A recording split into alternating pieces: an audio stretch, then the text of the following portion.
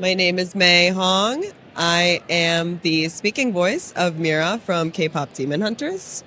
And this is Moana Nui podcast. Signing off. Happy fans. Do it with me. Happy fans. Happy Hon.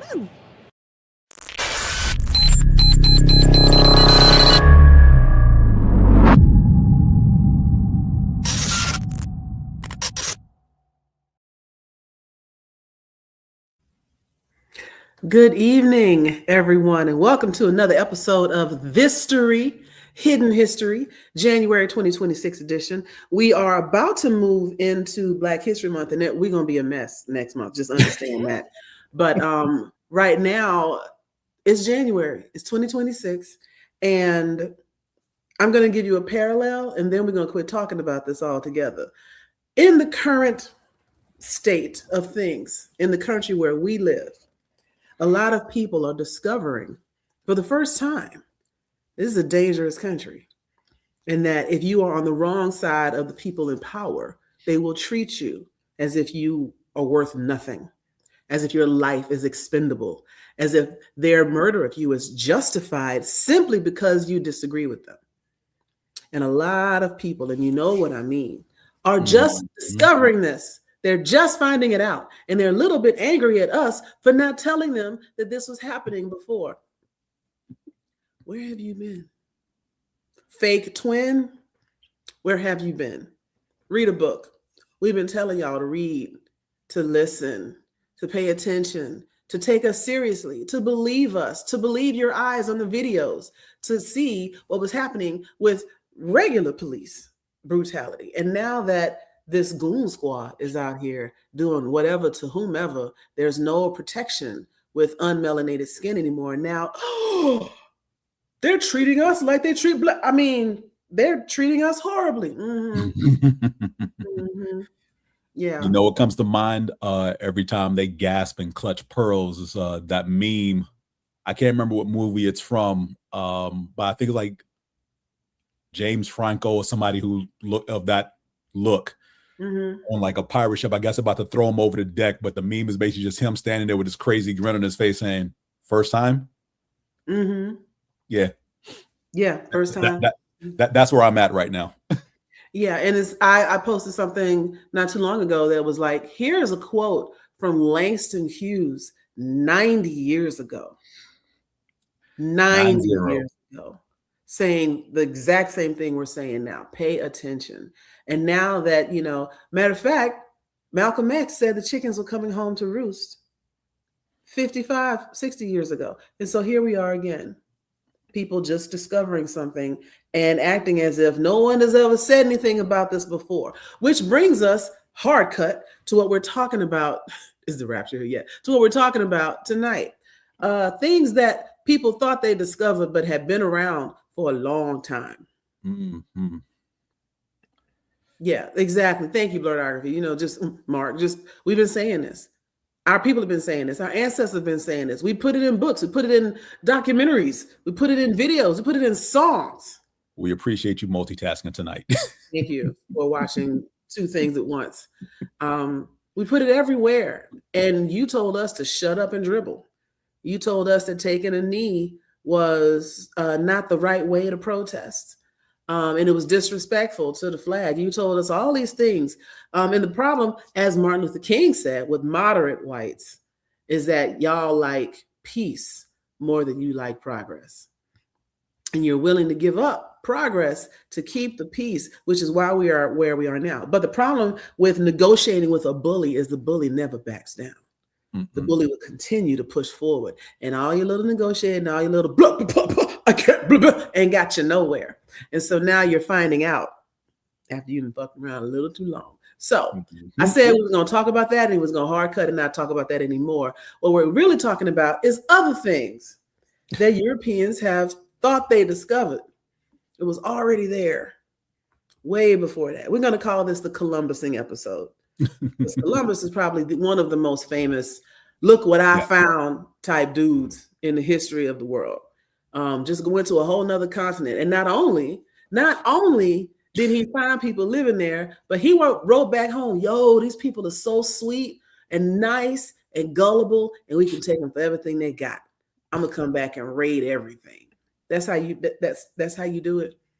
That's how you treat people that treated you nicely. They gave you flowers. Granted, they gave you flowers because you stank, but they gave you flowers.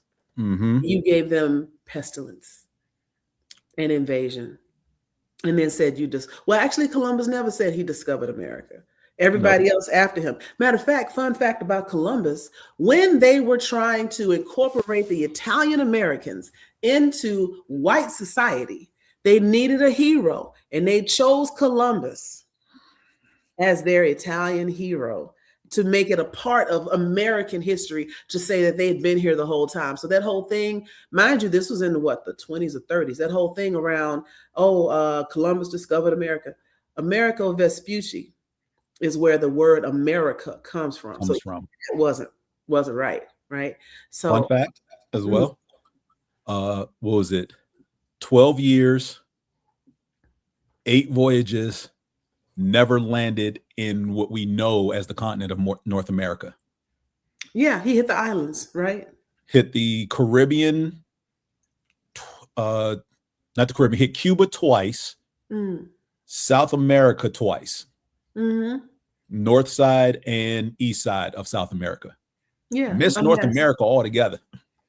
Because he nowhere can't close. drive. What did he know? What did he know? Nothing. Couldn't navigate to save his life, because the lie he told to get sponsor from the voyages, of course, that part is true. The lie he told was that there was a quick way around to India, which, if you look at a map, India is east of England. But if we travel and sail west, it's faster to get to India. That's because they had no knowledge. They had no knowledge of what the world looked like. They didn't know it was a whole nother massive continent on the other side, discovered for Europeans. Exactly. So, excuse me, when they ran up on North and South America, the Caribbean and South America, they were like, oh, this must be India. Hence why Native Americans were called Indians for quite some time. They were not and never have been. And we continue to persist with that to this day, right? It's ridiculous, the effect that a good narrative and propaganda dissemination can do. Which, again, going back to what's happening right now, don't let them tell you not to believe your eyes. Right. Remember that. But let's go down through, aside from the entire continent of North America. So the reason we're calling this the Columbus episode is, again, he said he found some stuff, or he was attributed. Yeah, nobody took him seriously at first. He was a mess. He was a whole mess until they needed a hero, and they chose him. And so this idea of it's not real until white folks say it's real is the real theme of tonight's show. Now, I don't agree with that. I don't think something ceases to have meaning, merit, or value until it is consumed by the white gaze. I don't believe that. There's a whole lot of stuff that I think can be for us, by us, etc. And all native, melanated, indigenous populations have their own thing. We don't need that validation. Looking at you, Oscars. But anyway, we don't need the validation. We do what we want. Now, think about sports. And James, I'm going to let you lead off on this part. For once, I'm going to stop talking and let James speak for a little bit. Think about sports and how much we believe comes from Europe. And if I'm not mistaken, that's not totally true. Is it, James? Nah, it's not. It's not. Let's start with America's pastime. Baseball. Over 100 some odd years old. Rich history. We all know about the Negro Leagues and how, Jackie Robinson broke the color barrier. And, if you know about Josh Gibson and Satchel Paige, other famous Negro Leaguers, actually a handful of women played in Negro Leagues as well. But let's go beyond that, because what is currently Major League Baseball began, I think, the mid-late 1860s in America. Well, Europeans and white folk in America, being themselves, routinely travel to the northern end of Africa, see the locals and the natives and gawk and awe about, oh my, this is new and interesting, and I can't believe they have this thing over here. One of those things they discovered or they saw around 1930, because, that's when they first recognized it as existing, was a sport called, and I want to get this right because I've been butchering it all night and I don't want to mispronounce it.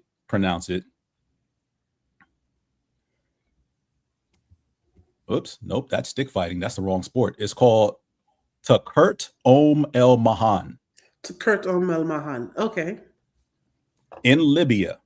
Now, Europeans and white folk in that time in the 1930s constantly traveled down to, again, northern African countries, see stuff.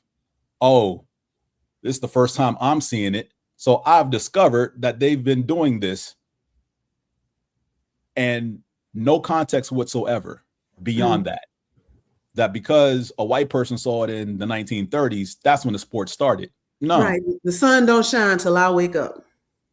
Libya as a country has been around for, I don't even want to guess how many years, but let's put it this way. It is definitely one of the oldest nations on the continent of Africa.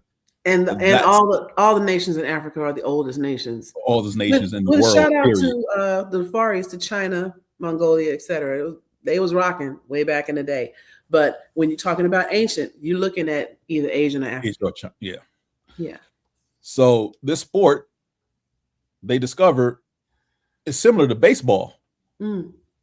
What they won't tell you is that the European sports of cricket and what was the other one? Something else ball. I can't remember. Stick ball and other variations of that.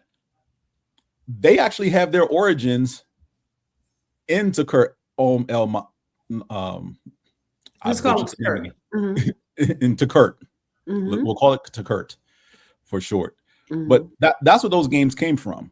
Stool ball, cricket, rounders, all those variations that kind of look like baseball but not quite baseball. They come from that African which way you swing the stick. Yeah, if you're hitting the ball with a piece of wood, it probably came from Africa. And running bases, because that's basically what all those sports have in common: a stick, a ball, and running bases.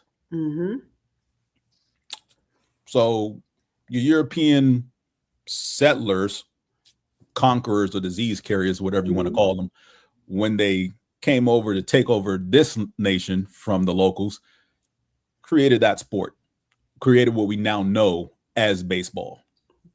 But varied it so that it was different enough from what they played in Europe. So it's not quite cricket. Yes, cricket.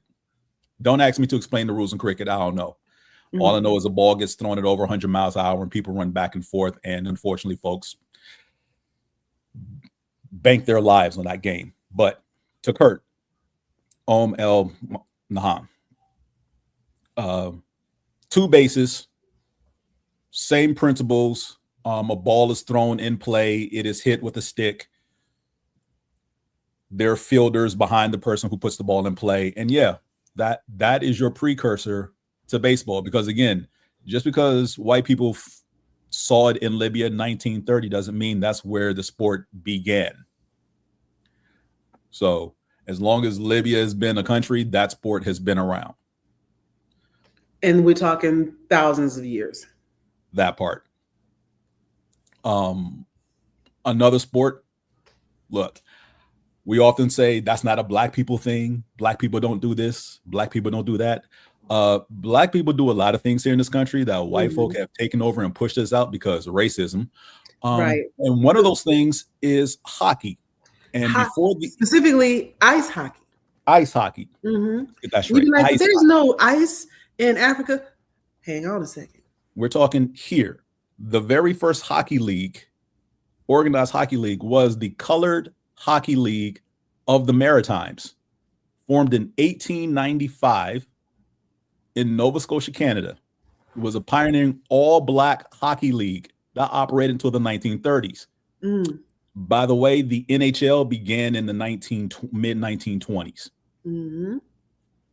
So you can already see what happened there. This league operated up until the 1930s, and the NHL starts in the mid-1920s. You already know what's happening in those 2 decades as far as why this league fell, close up shop and why the NHL took off. I'm sure there was a lot of fire involved. So, and for a time, this was the only hockey league in operation. So how did they get pushed out by racism? Simple. The rinks that they were using to host their games, unfortunately, white people owned them and refused to give them access. Mm-hmm. And this is one of the things that aggravates me when, modern day goofy white people will say stuff like, why don't you make your own thing? We'd be so happy if you just came up with your own stuff. We do. You take it and then you say it's yours. And then you criticize us for playing it better than you. Get your own stuff. Hockey was ours. Hockey was ours. Mm-hmm. Never was this more apparent than during the 1944 Olympics that were in Germany? Man, history repeats itself because the Olympics are coming here in 28, right? It's wild. But before you even get to the Olympics, remember what's happening later this year, World Cup. Honestly, they should cancel it. They should move it. They should just move it to Mexico. FIFA has already started to advise people to not even come here to watch the games. Mm-hmm. Like, crazy. If you are from another country, especially a Spanish-speaking or Portuguese-speaking country, because to some people, those two languages are the same. Mm-hmm. But yeah, those Latin countries, if you will, mm-hmm. who's sending teams to represent them in the World Cup here in June and July, mm-hmm. FIFA's are pretty much already told their fans, you might not want to go over there. Don't come over here. This is a shithole country. It is the shithole country now. you don't want no parts of what's happening there right now. And we can giggle and laugh about it. Doesn't mean we don't take it serious. It doesn't mean that I don't fear for my life on random days. It just means I can't be sad and angry all the time. All the time, so I right? choose sarcasm and inappropriate humor. Mm-hmm. Mm-hmm. Mm-hmm. And yeah, what was that comment that just went up? I missed that. Jesse Owens was a beast. Jesse Owens was a beast. Mm-hmm. Yes, he was. Ice is going to the Winter Olympics. The Winter Olympics are in what is it? Milan, Italy. Excuse me. Italy. Oh, okay. Is it Milan, Italy, or is it in Paris this year? I don't know. It's somewhere over in Europe. It's over there in Western. It's over there, so I'm not worried about the Winter Olympics. We can do them like they do. It's over there in Europe. Yeah. Where they like to say something is in Africa. Oh, I've been to Europe. Yeah. The Europeans are hosting. Yes, they are hosting the Winter Olympics. And there will be ice. Some of it might even be useful. There will be snow. Mm-hmm. And I need to check out the X Games currently going on because I've slept on the X Games over the last 5 or so years. Mm-hmm. There are black snowboarders now. Bro, they've been out there. Yeah, I know. That's how long it's been since I watched X Games. So again, I mean, I want to get off of this, but I can't because it keeps being appropriate. But that's another thing where Black people in particular get hated on for being good at something. Because first of all, recognize that snowboarding and skateboarding come from surfing, which comes from our Polynesian brothers and sisters. Yes. Still brown, right? Somebody saw, I want to say it was a scooter or something along those lines, and was like, you know what? If I put a flat board on this, it would feel like surfing. And the surfboard, the skateboard was born. And then they took it back off and put it on snow, and snowboarding was born. And now we have all of these. There's surfing competitions as well, but now you got skateboarding competitions, you got snowboarding competitions, so on and so forth. And all of that comes from surfing, which is a Polynesian pastime. And the snowboarder's name is Zeb Powell. Nice. I wonder where he's from. And I mean that in the most respectful way possible. North Carolina. North Carolina. 26. Cool. So rooting for Zeb in the X Games because I know he's competing. You know, it's funny. I was as a consultant during the day, I was doing something, and there was a young lady on the screen, and she reminded me of me. She looked like me, looked like my people, my cousins, all that kind of stuff. And she was talking, and she was saying some really good things. And I was like, if you don't mind me asking, where are you from? And she's like, you're probably asking, she had gotten so used to this stupid question. She goes, you're probably asking about like my ethnic background. And so I'm a little bit this and that and that and that. And I listened to her. I was like, uh-huh. No, but I really meant like, where are you from? Because you look like my people in Texas. You got family in Texas? And she was like, yeah, actually I do. I was like, we could be related. I'm just saying.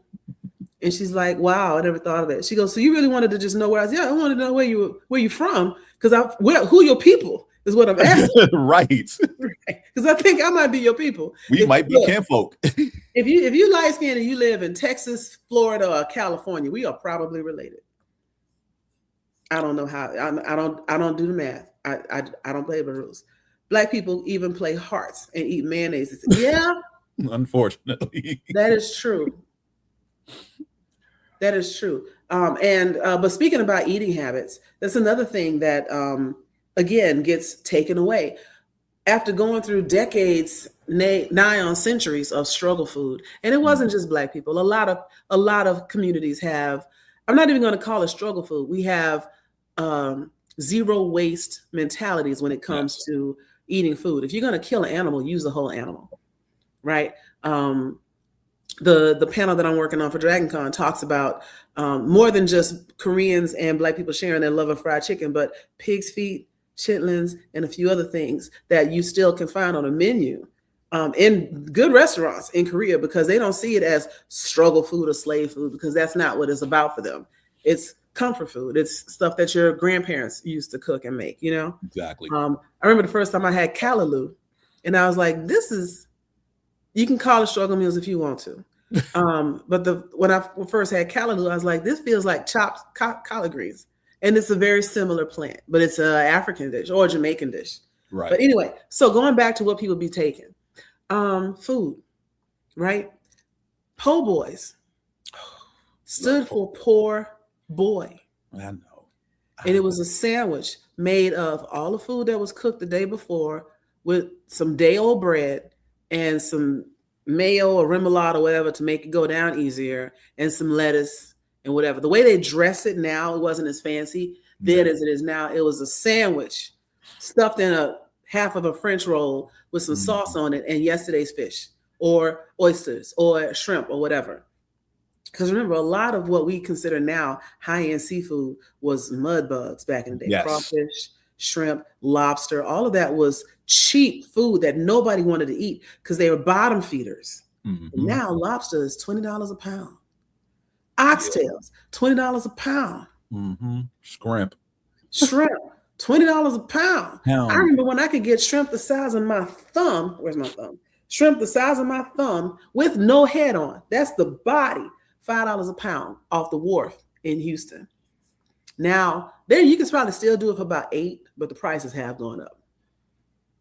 Food is a great way drug for different cultures. The best way to learn about somebody is to break bread with them and talk about similarities and differences over food that you both enjoy. A little bit from everybody. You know, that's why at your office, there's always a cultural food day. Now, they should go further and actually offer opportunities and promotions to the people bringing the food in. But aside from that, it's always a nice day. Spices, the whole spice trail, right? The joke online is, why y'all go all around the world stealing spices and they won't use them? And I did see one white woman respond. It was hilarious. She goes, we just wanted to control it. We don't want to use it. We just wanted to own it. And that is probably the truest words. Mm-hmm. It was a currency. It was currency. It was currency. So yeah, it had nothing to do with wanting to use. Salt was pretty much more valuable than gold at one point. That's why they call you the salt of the earth as a compliment. Worth your weight in gold is a compliment. I wouldn't do that for all the tea in China. Yep. Yeah, these are currencies. And it's wild. That's another thing that was stolen. You know, tea or cha or chai, depending on where you are in the Asian diaspora. That is not an English thing. Pasta didn't start in Italy. That wasn't Columbus. Who was that? Marco Polo, I believe. Mm-hmm. Yeah. Now, the Italians do it right. I ain't gonna lie. Pasta is great. And you can have two things exist in two different areas and be used in different ways and have them both be great. I'm just saying noodles in general started way out east. Yep. They stole the tea and the pasta. Exactly. One other thing that we wanted before we get back into like the sports and stuff is escargot, macaroni and cheese. Mm-hmm. Even though we know that Sally Hemings' brother, who was a cook and a slave for Thomas Jefferson, he was nice enough to send his slave over to Europe to be trained so he'd be a better chef, still be enslaved when he came. Can you imagine being relatively free while you learn and train in France and then got to have to come back to a plantation? Because they will send for you. And cook for the man that is abusing your sister. Sometimes we really don't think about how horrible life used to be. But anyway, mac and cheese is something they took. I'm trying to think of the other one that I had on my mind when I was talking earlier.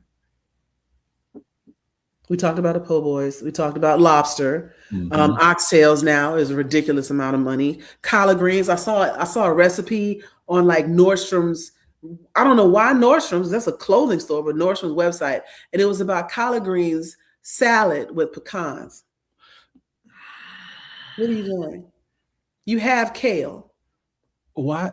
Why do you need collard greens? Why they always got add raisins and nuts to stuff? Because they don't know how to cook. They only know how to mix.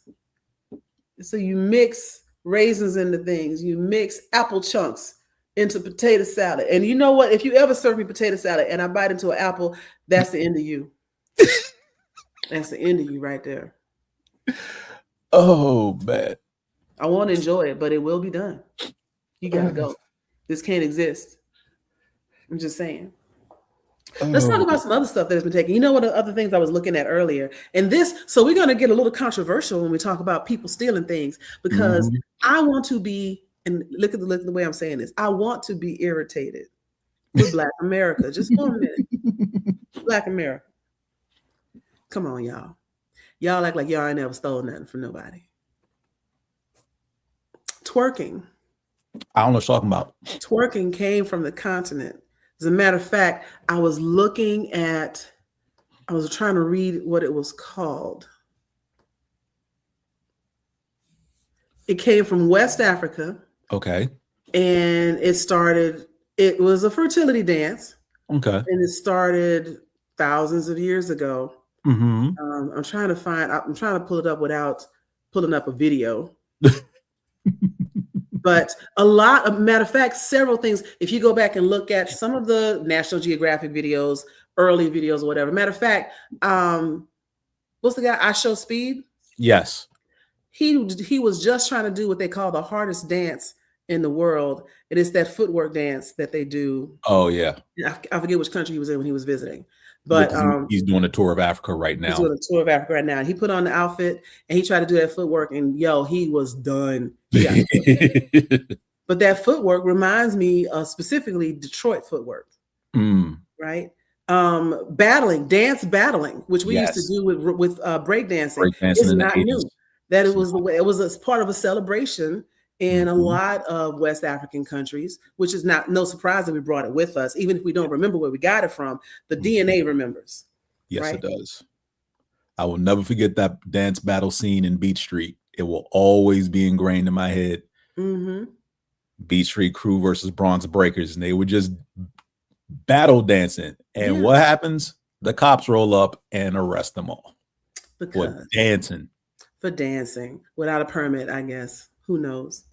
But so dance battles, break dancing in and of itself, like even the windmills, all that kind of stuff, you can see elements of that from way back when. That's one of the other reasons I love Center so much, is it pulled that line all the way through with the music, right? But Detroit footwork is still prevalent in, I should have looked up the names of the countries before I started drinking. Because this is cold in here, so this is laced. Oh. That was probably a bad choice. I'm glad one of us is nice. Right. I am worn out. I've been up since 4 a.m. That's crazy. That's a real time on the clock. It's 4. That is a real time, because it's a witching hour. Once every 4 weeks, my job is like, you got to come into this office. And so I don't have to be in there when the sun sets. I go in before the sun comes out. I get that. 4 a.m., anything between like 0 and 2, midnight and 2, I think it's called like the witching hour. And I was thinking about that just now, but that also brings me to something else that has been stolen: witchcraft. Specifically, the use of naturopathic medicine, branded as heresy, as witchcraft, as witch doctors, all this other kind of stuff, just for now, random white women to call themselves shamans, to create things like hot yoga. Shaman ain't even, And I don't mind. I absolutely have no problem with the plethora of white women who are witches, because they have a history of that as well, through the Druids, through Scotland, Ireland. Matter of fact, also represented in Sinners by Remick, right? They have their own history. Tuatha De Danann, the Fae, all of that. I'm gonna let you rock with that. Howsoever, specifically the use of different root vegetables that are found on the continent of Africa, ways of practicing. Matter of fact, the entire practice of voodoo or voodoo is about protection from evil and protection from bad energy, and not about putting curses on people. Now, curses might find a little bit more common further north, if you know what I mean, right? But burning people as witches and then turn around and using their remedies as part of your base of the medicine that you sell to become a global domination, a globally dominant pharmaceutical company. I don't want to go to jail, so I'm not going to go any deeper than that. Just understand a lot of stuff. You know what? Since we live in Atlanta, and I know that this is all stream of consciousness, but we had planned to do something else and it didn't work out, and we didn't figure out it wasn't going to work till today. So we are shooting from the hip just a little bit. But if you want to talk about something that was taken and abused and rerouted, we live in Atlanta. Coca-Cola used to have cocaine in it. We all know this. But did you know how they discovered cocaine? Accident. Observation. So as they were working people to death in South America, specifically Central America, a lot of the workers in the fields would chew on these leaves and seem to be able to work tirelessly. They had extra energy. They could go all day, right? And they didn't seem to really get very hungry. So it seemed like almost like a Red Bull, It gives you wings, got you energy and everything. So they started paying attention to the leaves that they were picking. They were just weeds off on the side. Chew a leaf, get some energy. Don't do it too much. But there's a difference between ingesting a natural plant and refining something to its chemical compound. And so what did they do? They started boiling and dehydrating and mashing and making pulp, etc., concentrating these leaves, and cocaine was born. Now, they can take credit for that. Yeah, they can. Because they monetized it, which is what they wanted to do. Matter of fact, you do realize that now that weed has been monetized by Big Pharma, it's now legal. Yeah. That's what I told somebody several years ago when the whole debate was going around. And they, it was like one of the holidays or whatever. And someone was like, so do you ever think weed will become legal? I was like, yeah, because some old rich white dude will get paid off of it. And that's pretty much how everything works here. If an old white dude is going to be able to profit off of it, it will become legal. I'm asking this question because Mark asked, isn't caffeine a byproduct of cocaine? I looked it up real quick. Caffeine is not a byproduct of cocaine, but it is a cutting agent. So sometimes people will cut cocaine with caffeine just to give us, I think that's part of what they call a speedball. So don't do I can see that. So here we go. Speaking of, while I'm looking up that, I also found the confusion may stem from, so people Coca-Cola, which originally contained both coca leaf extract, which is the source of cocaine as leaves, and cola nut extract, which is the source of caffeine. Coca-Cola combined two different nut and plants to make the original Coca-Cola. Mm-hmm. The cola nut, hence the cola, and the cocaine leaf, hence the Coke. And it's a coca leaf, not a cocoa leaf. So don't get that mixed up with chocolate or what have you. Yes. Mm-hmm. But yeah. So they did take that idea. Same thing with weed. As since we were talking about is legal and illegal, it grows all over the Caribbean. It grows all over. It grows everywhere. It's a weed. It grows anywhere it wants to. All you gotta do is put some down, and it'll grow easy. But it is a fully somatic medicine. Coca-Cola was the plug. People were getting addicted to it, and it became a problem, and so they had to take the cocaine out of it. Yes, they did. And they added red dye 40 and sugar. I don't know. But yeah, it used to be a good pick-me-up. It was the Red Bull of its time, except it was cocaine. Mm-hmm. Cocaine was cocaine has always been a narcotic. It's a painkiller. Mm-hmm. It can help your nervous system. They need to bring it back. No, they don't. No, they don't. You do not need to bring that back. You're lucky you got pure cane sugar Coca-Cola. Since America found out that everything that they sell to the United States is more poisonous than what they sell outside the United States. And that goes for almost every food company. If you buy Fruit Loops in Canada, they are pastel colored. They are not these loud neon green and yellow colors because they don't allow those dyes. And the Fruit Loops actually taste better. It's wild. If you say so. Never had them. Yeah, I've had them because one of my sorority sisters lives in Toronto. And so I had it. That's where I first saw that. But going back to Coca-Cola, they Coca-Cola and weed, discovering again in gestation as opposed to concentration. A lot less people smoke weed the way we smoke weed in the United States. You got your whole weed thing in Amsterdam. That's a whole different thing. More power to them. But by and large, it was used for cooking. Oh, because you could make a soup, a tea, and just chill out. And it wasn't nearly as strong as the nonsense that we be brewing up here in the United States because there have been so much genetic modification to the weed strands. You know, you got your purple haze and your out of sight midnight and all this other stuff. It used to just be, as Kat said, regular weed. Yeah. Right. You could smoke a whole joint and feel nice. Now you take one token, you out there in Debo's pigeon coop trying to figure out what happened. Right.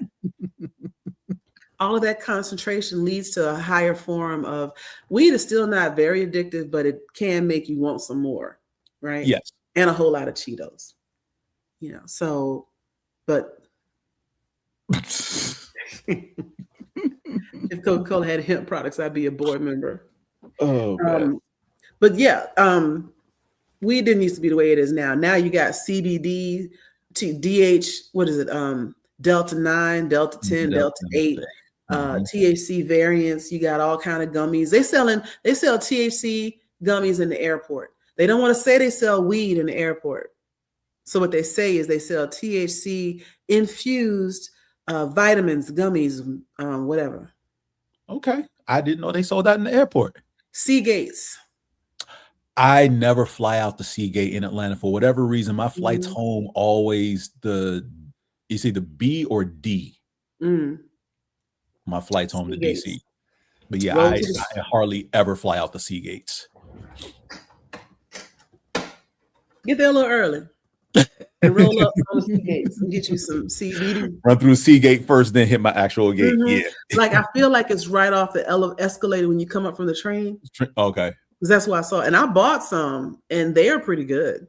Okay. Like they were pretty lightweight. You know, if you just want, like I was having some shoulder pain and whatever and made it go away. It was great. Cool. We are so stream of conscious right now. So coming back around to why people be stealing stuff. So just reading Mark over here talking about his high tolerance. That's great for you. Talk more money. When your tolerance is low, you can get drunk for cheap and you can get high for cheap. And you should stay that way. It's awesome. Stop smoking for a little while or stop. Yeah. Stop for a little while and let your tolerance die down. Yep. And you'll save some money. But other stuff that they be stealing. So we talked about some of the food. We talked about, let's talk about dances. Oh gosh. Unless did you have any others? Oh, you know what we didn't talk about was the Negro Leagues, the sports. And again, this isn't necessarily that they stole anything. And going back around to baseball, since the sport actually started on the continent of Africa in itself. You said Libya, right? Libya, yes. Yeah. So going back to all forms of stickball, baseball, etc., the Negro Leagues were overlooked for 100 years. Yep. They refused to acknowledge saying stuff like, well, they weren't playing real players. Excuse me, they were better than your real players. And Hank Aaron, was it Hank Aaron? Josh Gibson. No, the first one to play in the majors. Yeah. Hank Aaron broke Babe Ruth's record. 42 was Hank. No. Oh, 42. No, 42 is Jackie Robinson. Jackie Robinson. Thank you. Let's get my black folks mixed up. So Jackie Robinson gave lie to everything they had been saying about black people weren't as good at that sport than everything. And so, in like May of 2024, they acknowledged all the stats from the Negro Leagues because they recognized that some of those people were outstanding. Yep. It could never be touched. And once they did that, the stats changed the history books. Number one for home runs is no longer Babe Ruth, right? The number one in hits is now Josh Gibson. Matter of fact, I think 1, 3, and 5 all changed. Yep. Right? We went from you're not good enough to qualify to you dominating the top 10, which aggravates them because they think they're supposed to be better than us. This is why. The sad part is that before, as discussions of integration were happening, leading up to Jackie Robinson first playing, the Negro Leagues and the Major League would have all-star game. I can't remember the exact number of times they played. Let's call it 30 times they played, maybe 20, 30 times, roughly in there. Major League Baseball only won like maybe 1 or 2 times. I believe that. And they only won those 1 or 2 times because the games were called the moment they went ahead for reasons. Literally, I'm going to quit while I'm ahead. And the other 90%, 98% of the time when the Negro Leagues were kicking their teeth in, they were beating them by double digits. And if you've seen a baseball game routinely, and this is how Major League Baseball would like it to go, routinely they would like the scores to be like 3-2. Yeah. Like 7 points is a blowout. And the Negro Leagues is beating them by double digits. Routinely beating them by double digits. Yes. Stop tripping and come get this ass whooping over and over and over again. By players they did not want in the major leagues because, and some of the best players of that era in the major leagues refused to play in those all-star games. It didn't matter. We know you can't hang. And you know you can't hang. But it gives lie to the idea of white supremacy, because how can you be supreme when you can't throw, hit, or catch or run as well as I do? So yeah. And Babe Ruth is everybody's favorite ball player, and that's great, but he was mediocre. Overrated. Once you add in all the stats. Overrated. Matter of fact, we're coming for swimming now. Nobody really invented swimming. It's a survival technique, so we're not going to try to put that anywhere. Everybody can swim. However, there was a moment in time in the United States where Black people got the reputation of not knowing how to swim, or worse yet, not being able to swim, like it was some sort of genetic defect. Black people can swim.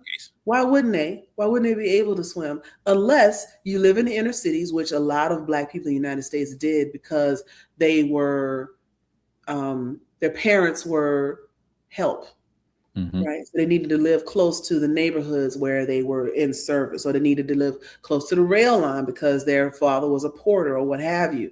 Or best job at the time, maybe you were a nurse or a pharmacist, right? But you were in the city. And the pools, now there's a reason that we used to call swimsuits bathing suits, because that is how the government got white people to bathe, was to create public pools for them to play in and at least get wet all over. Wet, yes.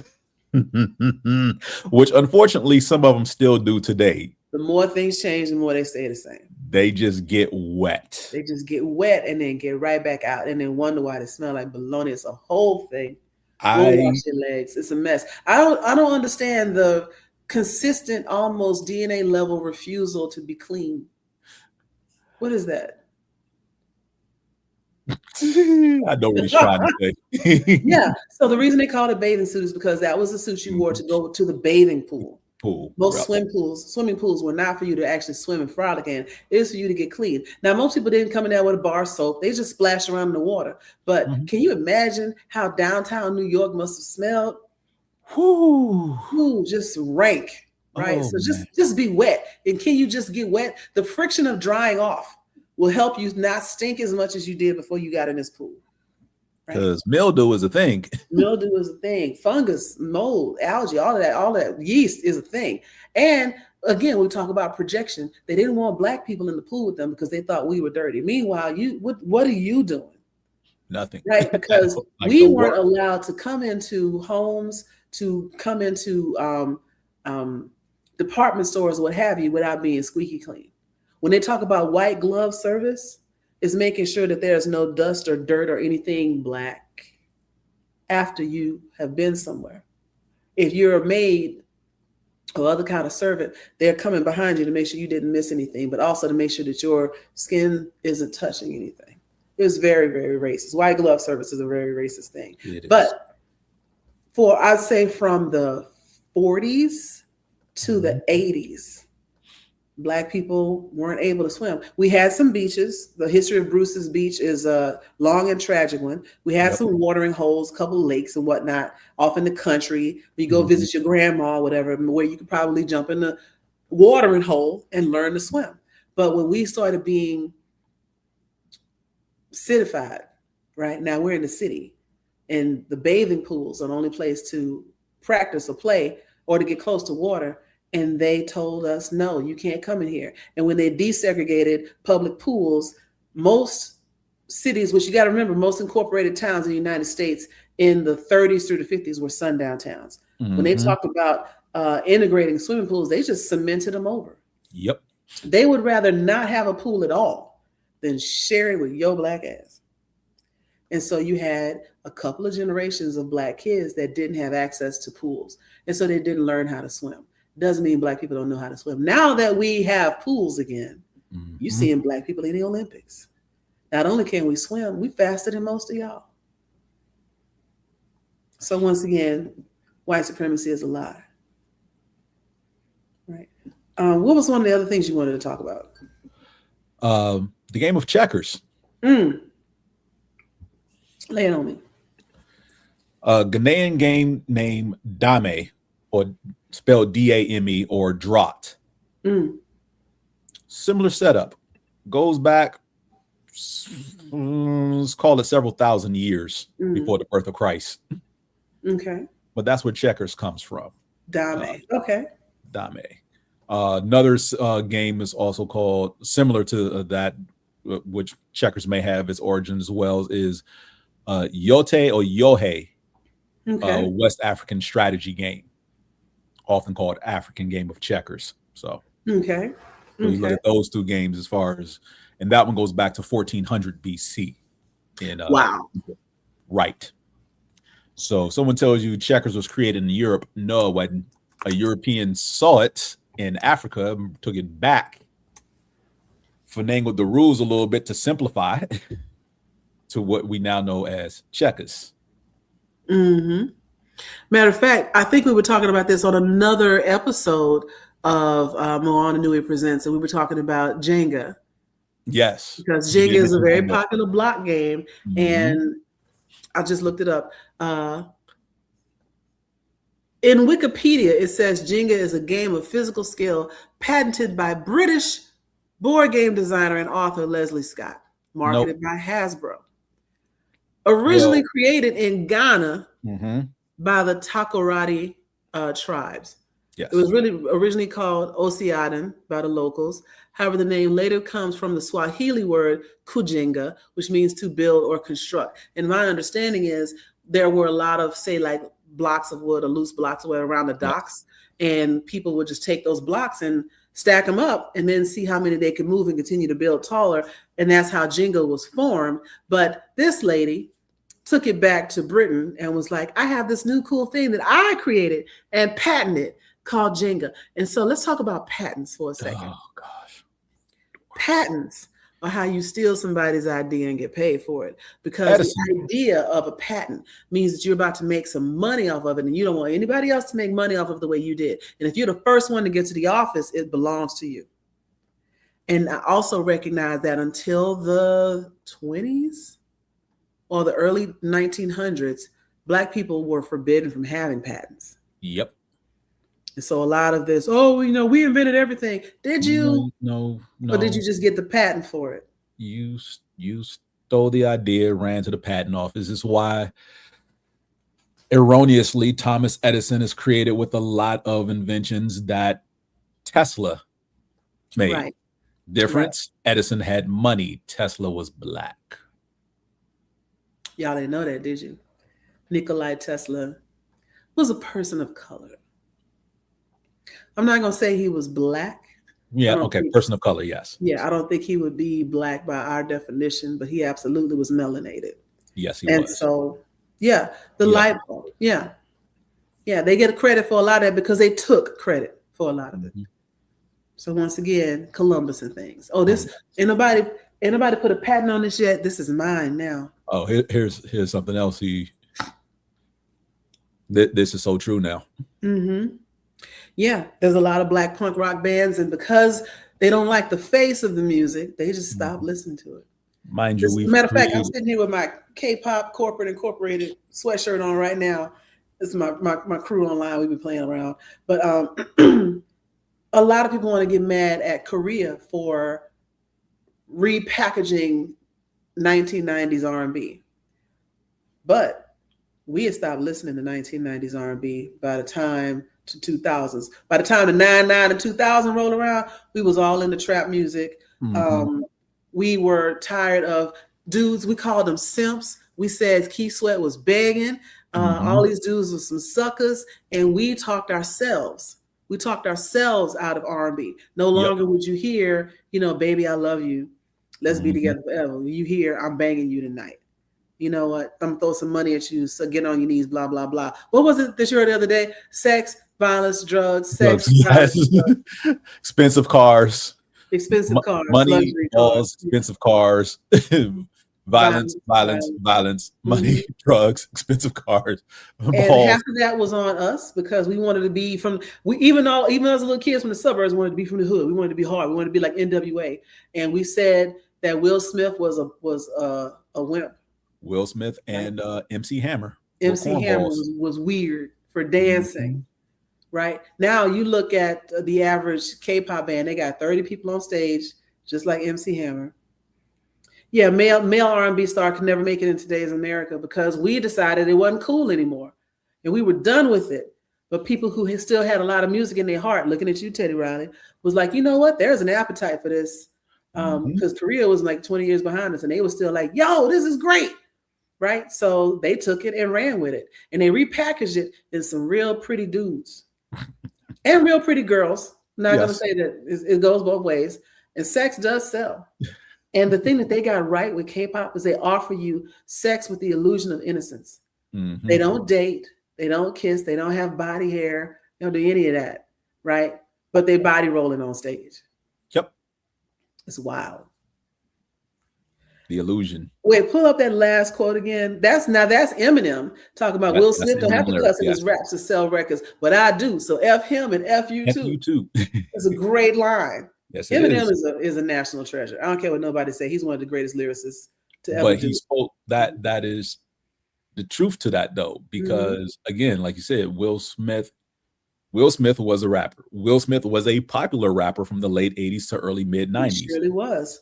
And then all of a sudden, gangster rap blew up.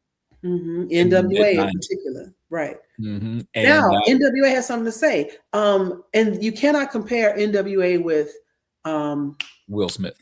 Not Will Smith. Oh, East Coast, Fear of a Black Planet.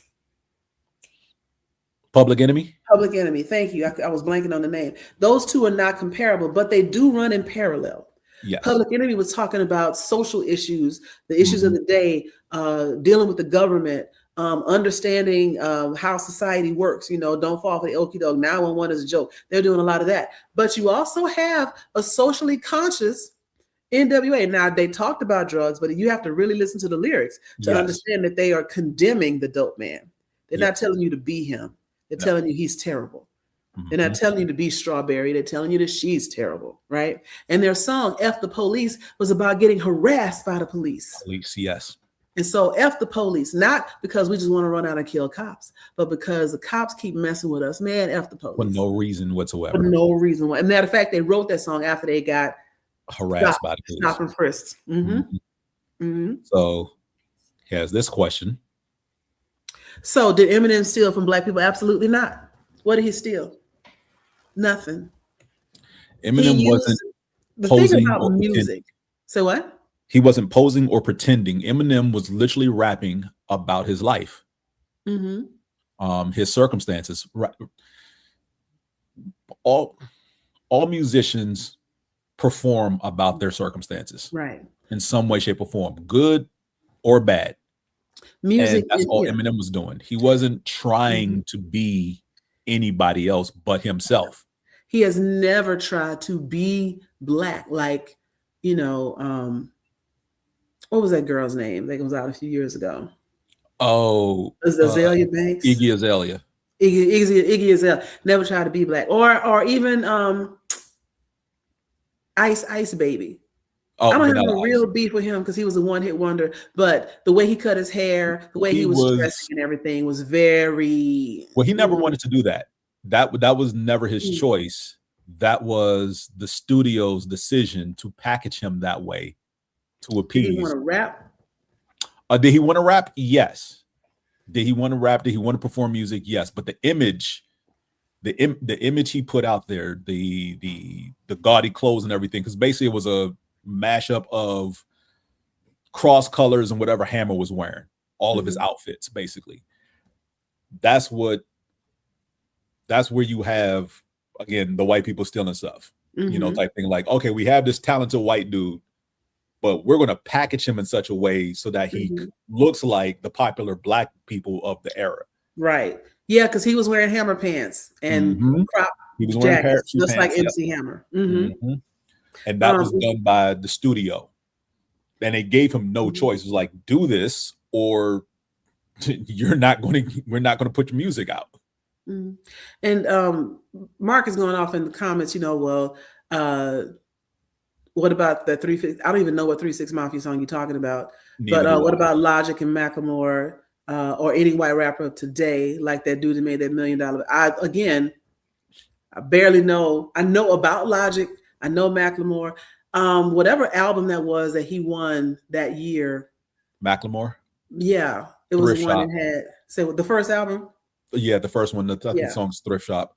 Yeah, Thrift Shop and all that stuff. Now, his little nod to Kendrick Lamar after the fact, like, oh man, you should have won. Give me the money then. Give me the award then if you think I should have won. Step down. He ain't gonna do all of that because he's a capitalist at the end of the day. He's in it for the money. He's talented. Yes. And any form of music is a form of a way to express yourself. Can you express yourself well, being true to yourself, using the genre that you've chosen? Because if we're going to say that, I don't want to hear the argument about, well, Black people created rock and roll. Somebody created everything. But in its current state, rock and roll and punk rock, etc., was very much a white sound. And then you have Black people come in and do it well. Are we going to say they can't do it because they're Black? If they're doing it well, are we going to say, even though country music started with Black people, it hadn't been Black for a long time? And so Beyonce comes in, and not only is she doing a country album, she gets Country Album of the Year. It was a shock to a lot of people. She deserved it. But you cannot say she deserved it and then turn around and say that Eminem doesn't deserve his flowers. Two people doing the same thing in different directions, right? And MC Hammer was not a sellout. He was not a sellout. See, this is you not knowing your history.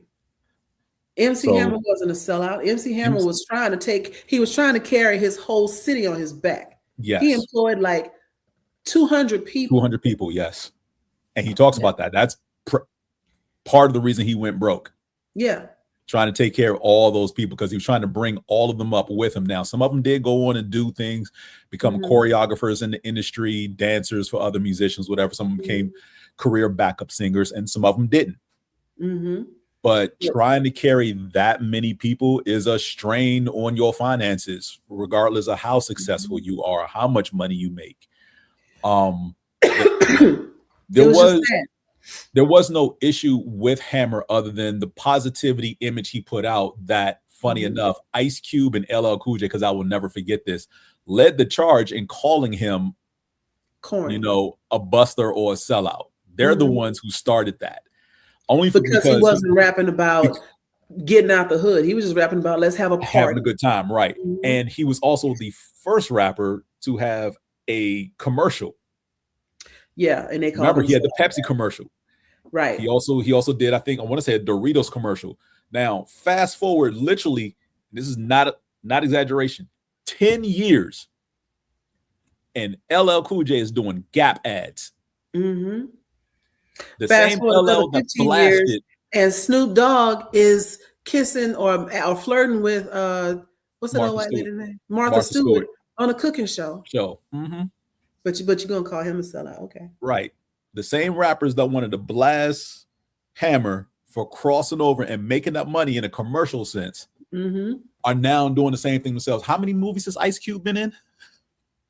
And if you really want to talk about gangsters, wasn't Hammer about that life? Like, if I'm not mistaken, Hammer was everybody actually was about that life. He didn't rap about it, but he was about their other performers who talk about how they crossed paths, said something, did something, and Hammer was like, do it again, and you going to turn up missing. Like, those stories are out there. I've seen not so much Method Man, but I know Redman has a story because they crossed paths. There was a story about I want to say he bossed up on Tupac for mistreating Barry Gordy's daughter, or it was some weird story like that. Yeah. But he bossed up on folks that you thought was like real gangsters, and he had them tuck and tail. He had them shook. Yeah. Because he was connected. Make no mistake. Yeah, Hammer ain't the one to play with. MC Hammer, if you watch this right now, respect. I don't no problem. Look, I don't care what no one says. In high school, I blatantly told people Hammer is my favorite rapper. Hammer is still one, if not my favorite, still one of my favorite rappers to this day. No, I was in the best shape of my life when Hammer was bumping.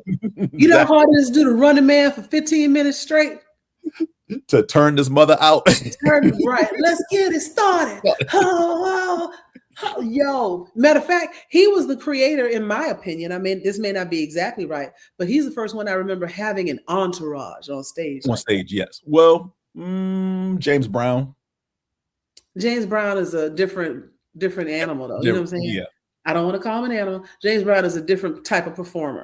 Yes. Yeah. You know, because he had a band behind him. Yes. Like Hammer just had people, hype men and dancers. Well, yeah, he had the keyboardists, the drummers, whatever, who you could barely see. The keyboarder was also a dancer as well, because the keyboard guitar thing, whatever. Right. But yeah, there'd be like 30 people who 30 not there one of them holding the instrument. That's true. Right. And he spawned BNGB and Old Town 357. Yes, he did. Yeah. Oh, awesome. Give some flowers to Hammer while he's still alive. Right. Absolutely. So, I think that's all I got. Okay. Well, one other thing that I wanted to talk about, since we're talking about people taking stuff, we mentioned food. Let's talk fashion. Ooh. Right now, there is a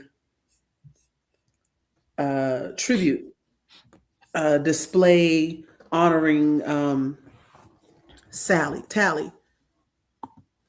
I forget his name because I almost drunk this entire thing.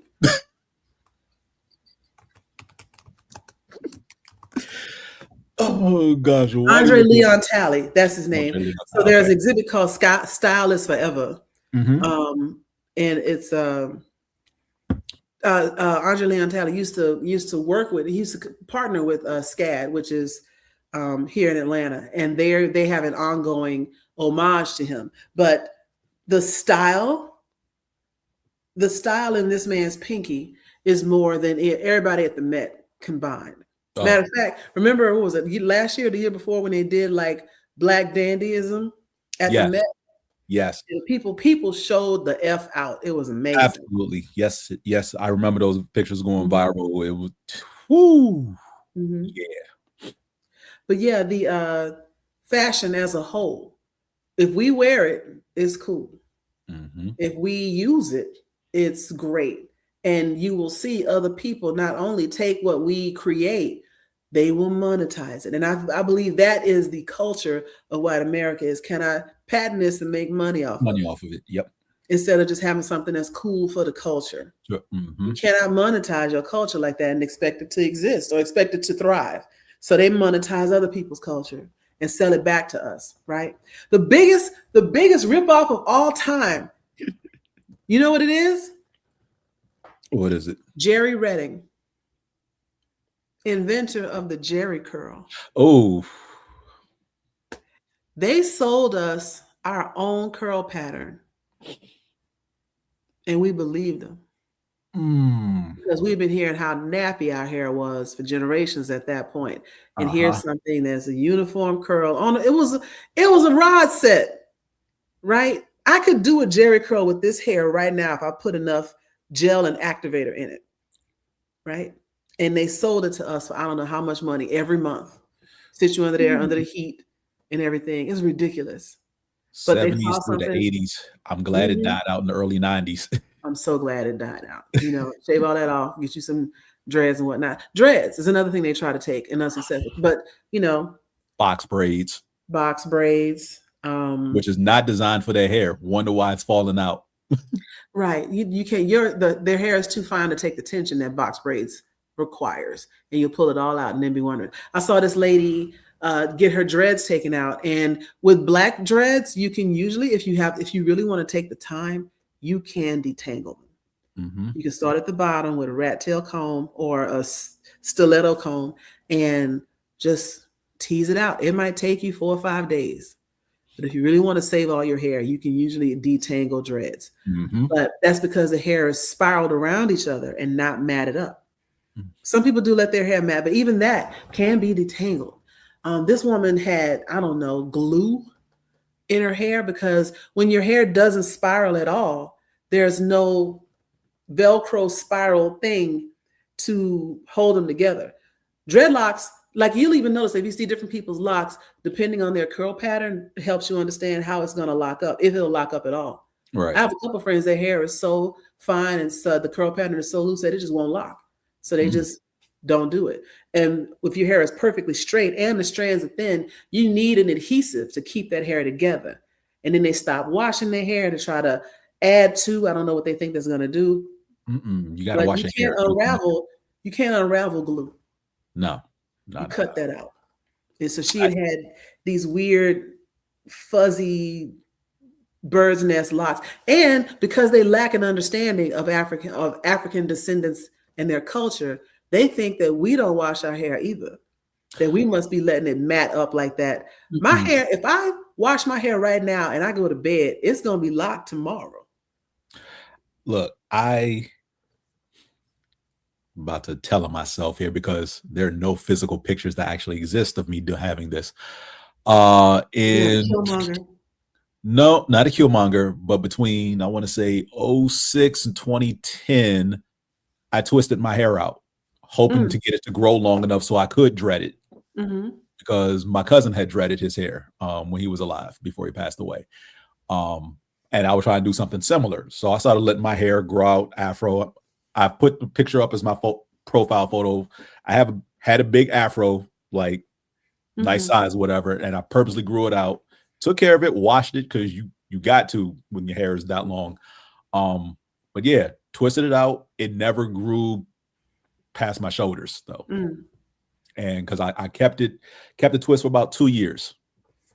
And let's just say that before Chris Rock's movie Hair came out, I already had my appreciation for Black women and their hair to just, it looks nice, it looks good, and shut the F up and keep on pushing, because having my hair twisted for 2 years and taking care of that is nothing compared to what a lot of you all have to go through as far as how you maintain your hair. So yeah, I don't say nothing. Like, your hair is whatever it is you want to do with it. If you call me and be like, "Well, Joy, what you doing?" I'm washing my hair. Okay, I'll call you tomorrow, because I'm doing this all day.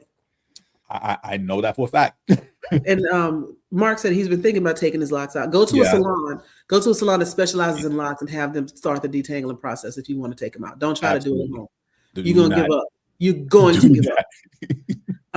And then Google Japanese locks. Yeah. So again, I am not going to get into the discussion around the love of specifically Black American culture all throughout the Asian, well, specifically we'll just call on Japan, Korea, and China. Yes. Because Southeast Asian got a little Black in them anyway.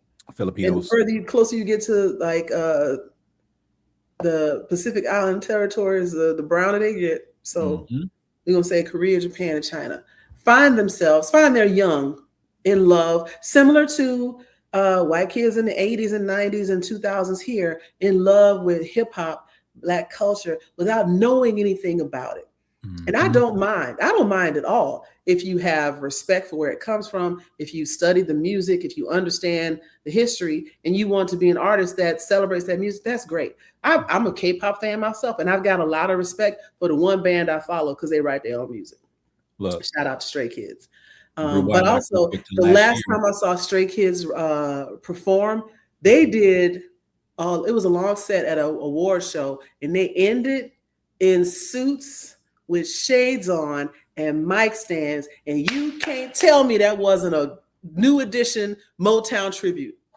They put their shades on and they were like, ooh. Yeah, absolutely. I was like, yeah, I see you, Bang Chan. I see you with the tribute, bro. You know, matter of fact, there's something going on Threads right now talking about which K-pop artists do you think are really for the sisters, and he's at the top of the list. It's like, if you put 3 women in front of him, he gonna pick the brownest one. Okay, Bang Chan. Yeah, I forgot. I was but yeah, I know. But real quick on the music thing, as far as the appropriation with that.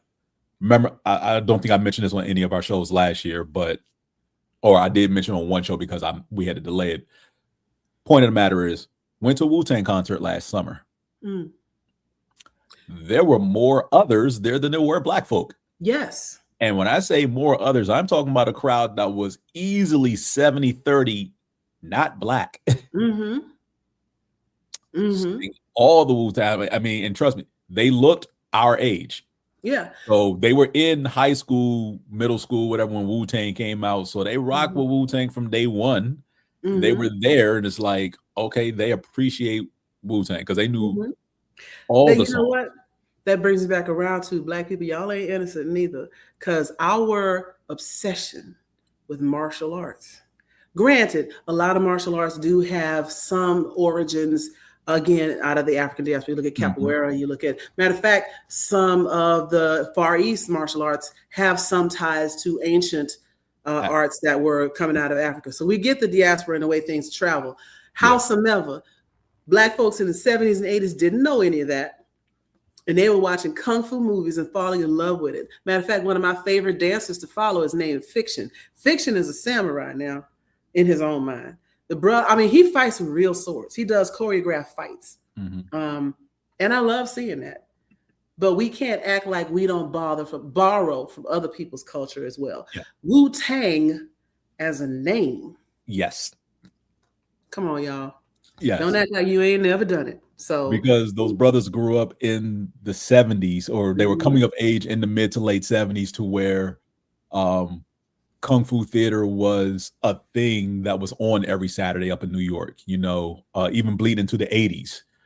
So, it was that thing where you watch the Saturday morning cartoons, wrestling may or may not come on, and then at noon, a martial arts movie is coming on. Poorly dubbed martial arts movie, yeah.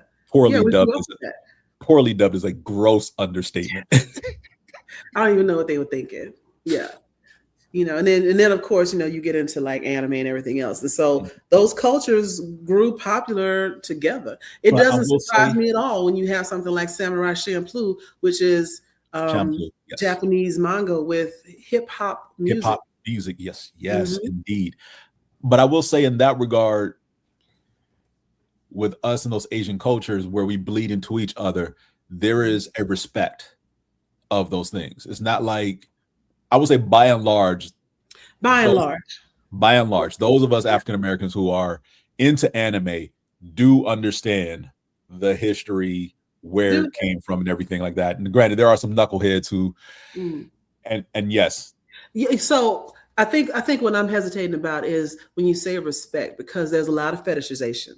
Yes, there is. There is a lot of fetishization both ways. Both ways. And so if you want to cancel those denominators out, then yeah, everybody has their aspects of their culture that is fetishized. And so we do have that. Above and beyond that, a lot of the artists that are engaging in different forms, whether it's R&B music or Japanese art style or, pencil, watercolor drawing, whatever it might be, the respect for the art is there and the desire to express yourself through that medium. I'm never going to have a problem with that unless you act like you created it. That part. And that doesn't exist either way. There's always, again, Wu-Tang, that's an homage to all the Asian cinema they watched growing up.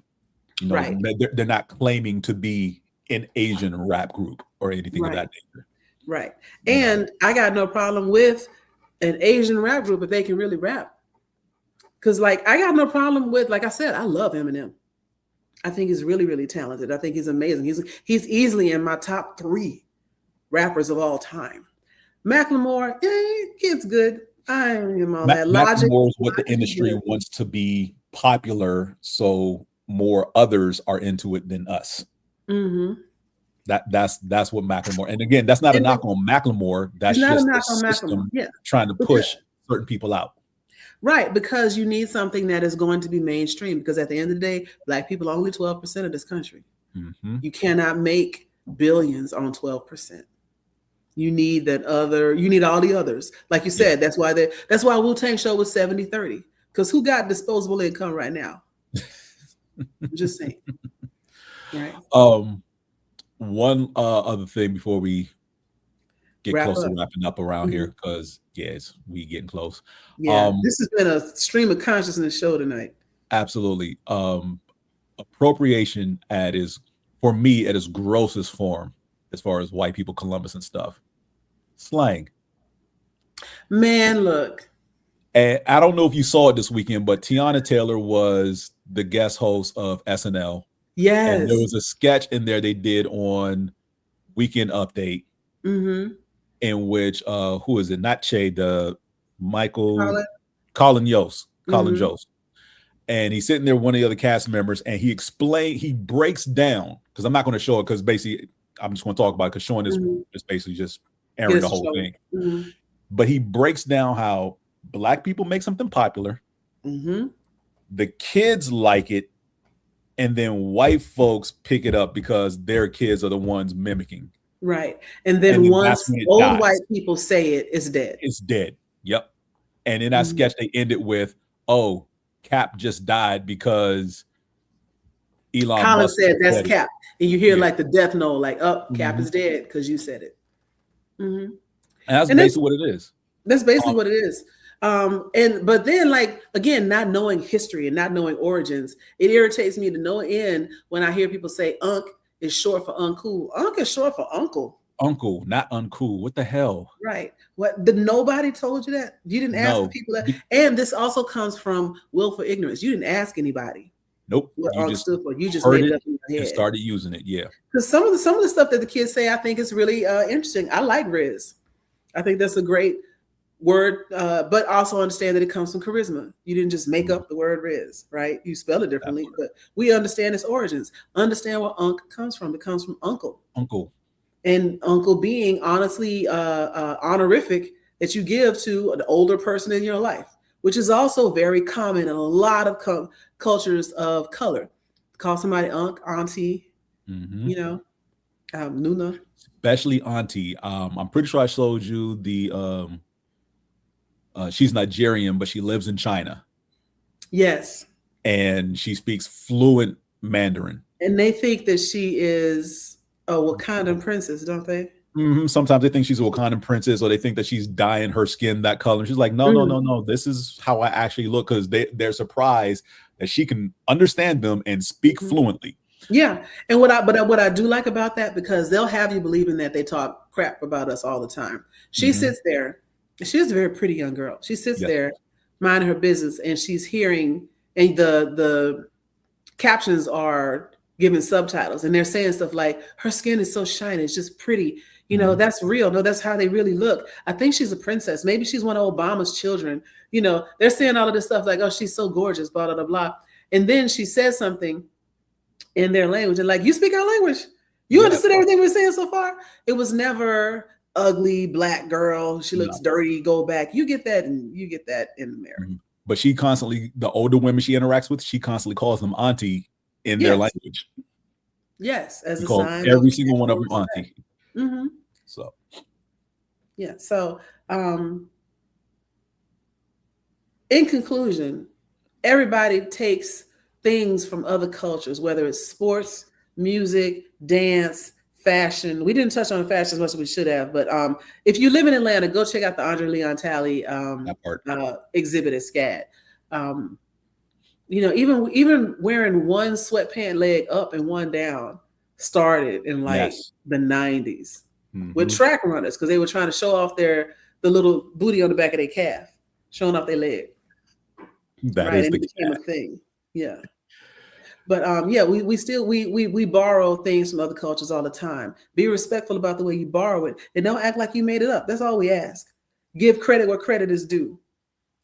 I don't mind people making a living or, being paid to do something in an art form that they have learned to master and appreciate. Just don't be like, I'm the first one to ever do this, Columbus. Don't do that. And stop watching black folk on TikTok to try to make money off whatever it is they're doing. Right. Stop selling stuff like you created it. Like what was the thing I saw? This lady. Not even that, just monetizing like their dance videos, because they saw whole white families see black dancers do something, then they do it, it gets popular, and all of a sudden now they're making money off of dance video they saw a black group do. That was a successful boycott. I remember when that was going around, and black people, like, it was right around the time Savage came out. I think that might have been the last thing that somebody created a dance for. And then they were just like, we're not doing dances no more. Nope. And so other nationalities tried to do a dance. And I remember there was this one young guy who was white presenting, and he made a dance to some song, and he was killing it. And all the comments were like, see, white people do have rhythm, blah, blah, blah. He made a follow video. I'm Puerto Rican. Like, I don't know what y'all thought. This is full of rasa. Awesome.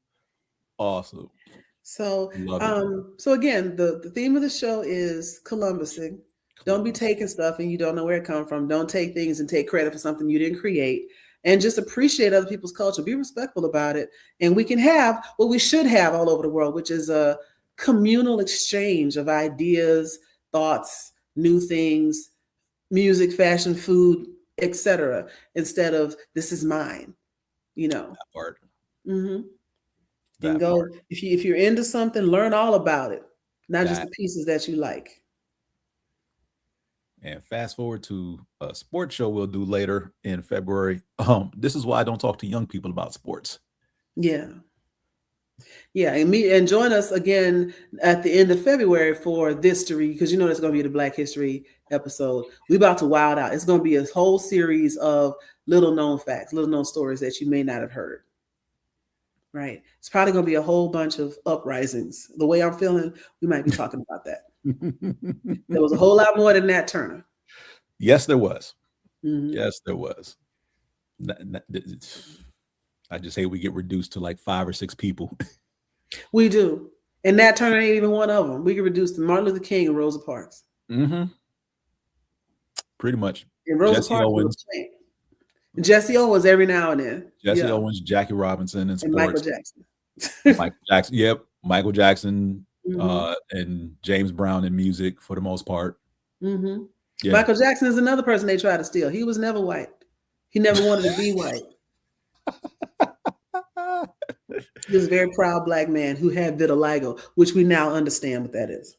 Yes. Matter of fact, I'm not going to say he put it on the map, but he was instrumental in people understanding and researching what that was. Yes. And it allowed, in my opinion, and I could be wrong, but it allowed a lot of people who were dealing with vitiligo to be able to come out and talk about it. And ultimately, that's how you get models with vitiligo, right? Yes. Absolutely. I don't know what he's talking about. I'm not posting that one. No. If people see it in the comments on the YouTube later, then they see it. And that's on them, but we're not putting that on. No. Martin had a little too much happy fun juice. Probably. Mm-hmm. Probably. But we all are, he does make a point. We all are living Black history. Yes, everything that you do, everything that you can record, it becomes a part of the zeitgeist if you want it to be. Put your stuff out there. Let somebody try to take it and then hit them with that cease and desist. That part. Yes. Be like Sting and sue them so they pay you every time they say your word. Let's start putting some more words in the dictionary. I think the last word we put in there was like jiggy. That was a long time ago. We need some more Black words in the dictionary. What about juice? I said he was getting he was a little too much juice or something. So he just asking questions. Stop talking, Mark. Let's go. We're gonna get out of here right now. We'll see y'all next time. Be sure to tune in tomorrow for an episode of Moana Nui After Dark presents What You Watching as we go over current anime, movies, videos, etc. So that'll be tomorrow night, same time. Absolutely. Till then, like, comment, subscribe, and we will see you later. Laters.